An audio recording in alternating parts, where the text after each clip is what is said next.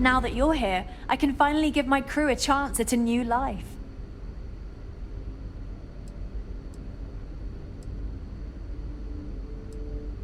A bit frazzled, as you can imagine. People are anxious about discovering that we're not alone, and also worried about what will come to pass.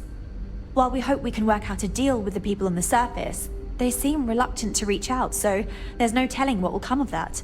I do know that we can't afford to stay here in orbit forever. The ship was built to sustain us for many years with backup provisions just in case, but even that will come to an end eventually. I think I'm coming up on 6 years now? I was only a teenager when my father died, passing command of the ship to me, as is tradition. Because of that, I've had to sort of learn as I go along, instead of taking years of study and apprenticeship under the prior captain. I think some people on the ship resent me for not having the level of experience as my predecessors. But at the same time, without my command, we likely wouldn't have made it here so quickly. Difficult is the wrong word. It can be both challenging at times and also exciting. Our mission was to rebuild humanity on a distant world, believing that we were Earth's last hope. To think that while there has always been a Brackenridge in the captain's chair, that I am the one to finally oversee our journey's end is truly exhilarating. But with this stumbling block in our path, at this final moment, I fear tough choices will need to be made.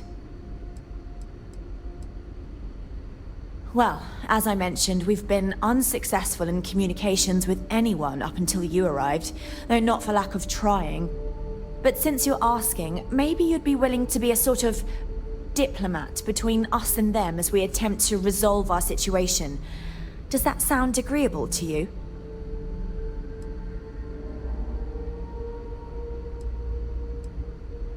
We suspect that our equipment is woefully obsolete compared to whatever you all have now. In all honesty, we never expected to need to communicate with anyone, so our comms aren't particularly robust. That limits our options. We even attempted communicating with lights and sounds, something we saw in an old movie, but I don't believe they picked up on it. If anything, it may have inadvertently alarmed them. Ah, so they have a name. Paradiso. And it sounds promising that they sent you here to speak with us. You see, we intended to settle here, but we assumed that they intend to defend their claim given their presence here.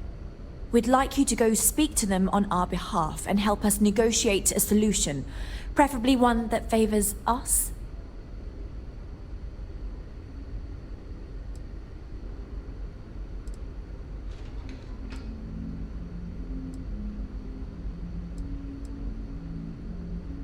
Yes, of course.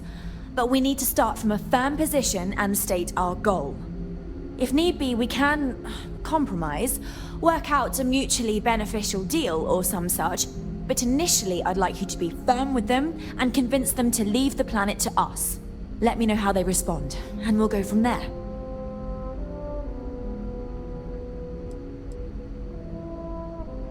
We thought about it, but it simply won't do. I need to think about the distant future of our people. Sure, our first settlement may be small, but our predecessors dreamt of our new civilization spreading across the globe. That will be difficult if someone else plans to do the same. While we're not completely close to the idea of sharing, it's much easier if we have complete domain over this world.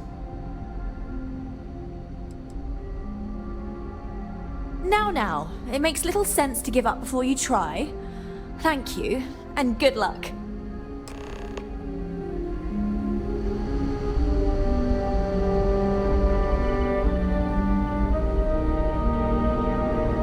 Hey!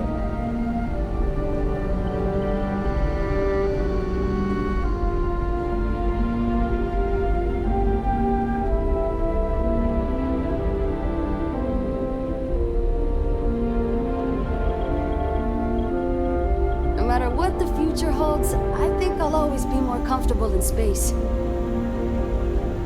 Hey! So it is true. An actual stranger aboard our ship? Wow!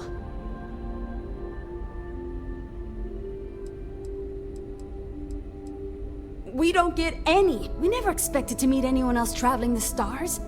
But if you're here, that must mean there are others. Kind of incredible that we never bumped into anyone. Either we took a strange route, or the vastness of space just makes chance encounters unlikely. Maybe some combination of the two. Either way, I'm so relieved to find out that we're not alone out here.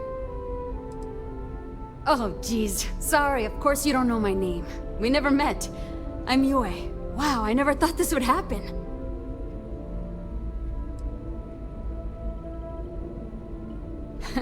Well, we're all kind of new to this as well, so you're in good company. Oh, I'm the navigation officer, though I switch between nav and piloting.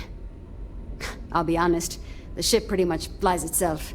Its destination hasn't changed since it launched, and we're here now, so I'm not sure what's next. See, the nav system's not perfect. We encounter stuff that our forebears didn't originally count on. Astral bodies, space debris, stuff like that. So sometimes I need to take manual control and get out of tricky situations. Then there was the time I used those unaccounted for anomalies to our advantage. Slingshotted us around a few stars that weren't supposed to be there, saved some fuel and knocked a few decades off our journey. Pretty incredible stuff. It's incredible. I'm pretty excited to meet new people and ask them all sorts of questions. I wonder about all we've missed this whole time while humanity has advanced around us. Take care of yourself out there, eh?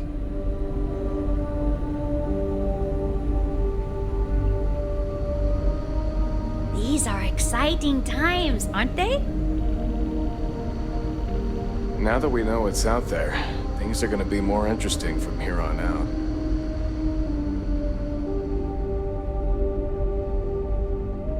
We've got strict rules around here, but they're strict for a reason.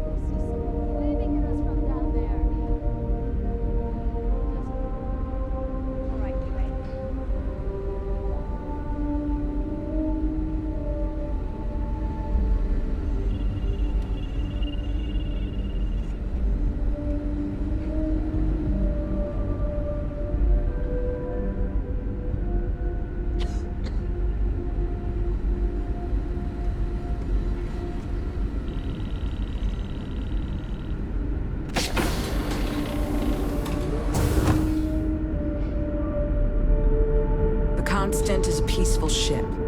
Don't change that. Brackenridge. That sounds so familiar. Something from history slates that I've read. Oh, I feel I should know who this person is, but somehow it's escaped my memory. All this time, we thought we were alone.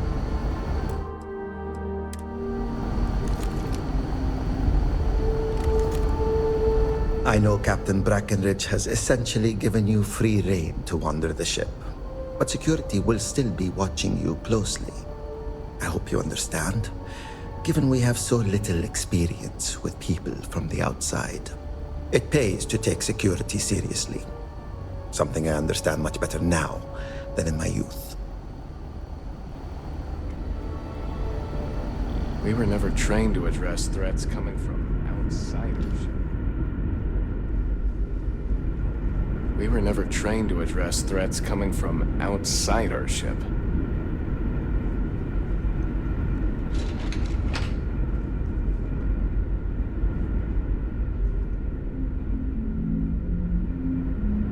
Just stay out of trouble.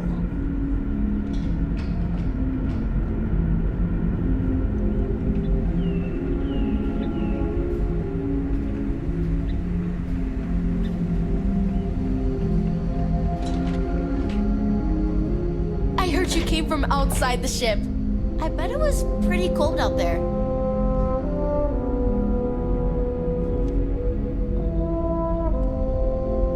I wonder how many other planets are out there that we can live on. I bet there's a million. I bet you... Hello there. Given that I don't know you, you must be this visitor I've been hearing so much about. I'm Julia, the Constant's chief historian. It's nice to meet you on this momentous occasion. As chief historian, I can tell you a lot, probably. What do you want to know?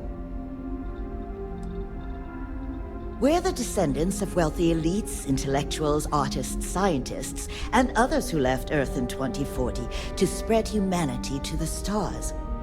The thinking was that Earth's days were numbered for a variety of reasons. Our finder, Rupert Brackenridge, had the foresight to plan for the worst. Thus, he constructed this colony ship to settle what seemed like the most habitable planet we could find, knowing full well it would take generations to reach.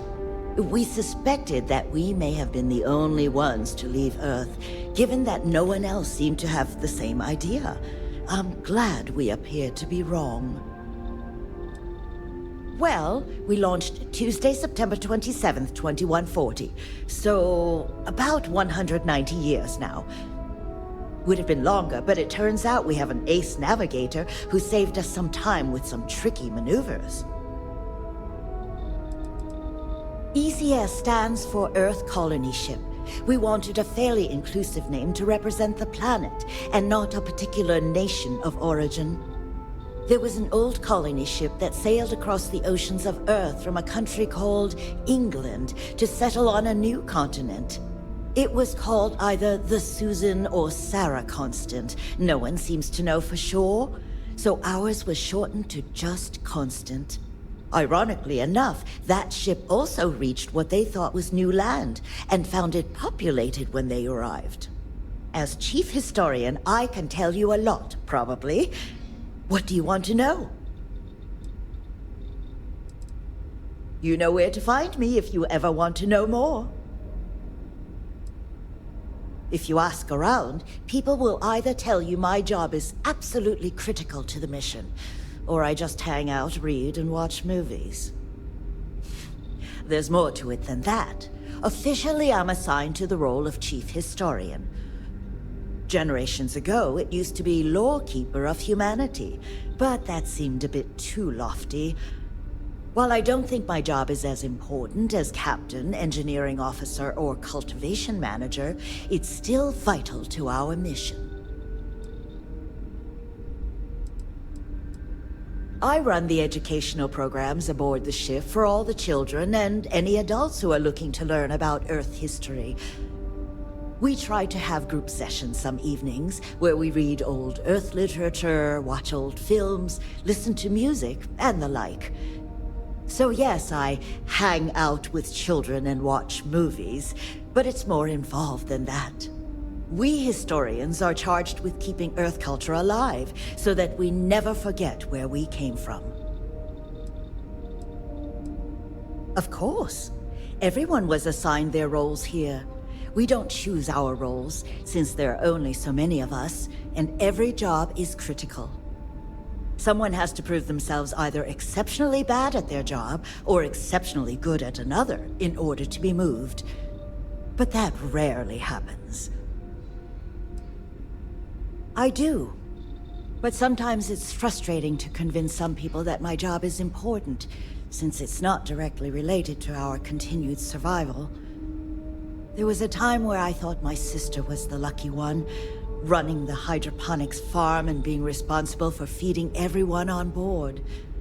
But I grew to like my work, and working with children is nice, especially since I'll never have any of my own. It's okay. I don't mind you asking. I'm actually proud of my choice. It's a great honor to give up one's ability to have a family so that others may.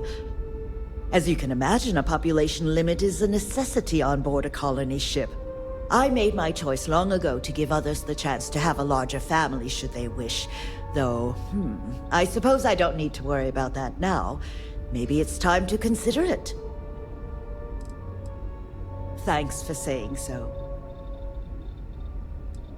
I hope you'll come back. There's so much to learn.